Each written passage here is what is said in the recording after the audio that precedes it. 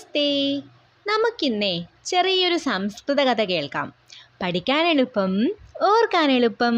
വായോ. സാധുന ജീവനം. സന്യാസിയുടെ ജീവിതം. ഗംഗാനദ്യാഃ തീരെ ഏകഃ സാധുഃ അസ്തി. ഗംഗാനദിയുടെ തീരത്ത് ഒരു സന്യാസി ഉണ്ടായിരുന്നു. സഹ സാധുഃ ബഹു ഉപകാരം കരോതി. ആ സന്യാസി ധാരാളം ഉപകാരം ചെയ്യാറുണ്ട്. യഹ അപകാരം കരോതി തസ്യാപി ഉപകാരം കരോതി. നന്മ ചെയ്യാത്തവർക്ക് പോലും ഈ സന്യാസി ഉപകാരം ചെയ്യാറുണ്ട്. ഏകഃ ദിനേ സഹ സാധുഃ സ്നാനം കർത്തും നദീം ഗച്ഛതി. ഒരു ദിവസം ആ സന്യാസി കുളിക്കാനായി നദിയിലേക്ക് പോയി. നദീപ്രവാഹേ ഏകഃ വൃശ്ചികഃ അസ്തി. നദിയിലാണെങ്കിലോ ഒരു തേളുണ്ടായിരുന്നു.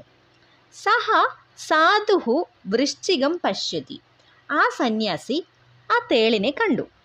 സാധുഃ വൃശ്ചികം ഹസ്തേന ഗൃഹ്ണതി തീരെ സ്ഥാപയിതും പ്രയത്നം കരോതി. ആ സന്യാസി തേളിനെ കയ്യിലെടുത്തിട്ട് കരയിലേക്ക് വെക്കാൻ ശ്രമിച്ചു. കിന്തു വൃശ്ചികഃ സാധോഃ ഹസ്തം ദശതി. സാധുഃ തം ത്യജതി. എന്നാൽ തേള് സന്യാസിയുടെ കയ്യിൽ കടിച്ചു. സന്യാസി തേളിനെ വിട്ടു. വൃശ്ചികഃ ജലേ പതതി. തേള് വെള്ളത്തിൽ വീണു.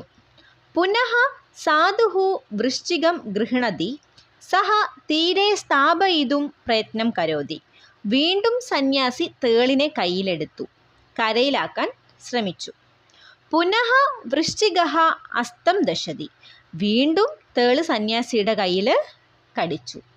ഏവം അനേകവാരം ഭവതി. ഒരുപാട് തവണ ഇത് തന്നെ ശ്രമിച്ചുകൊണ്ടിരുന്നു.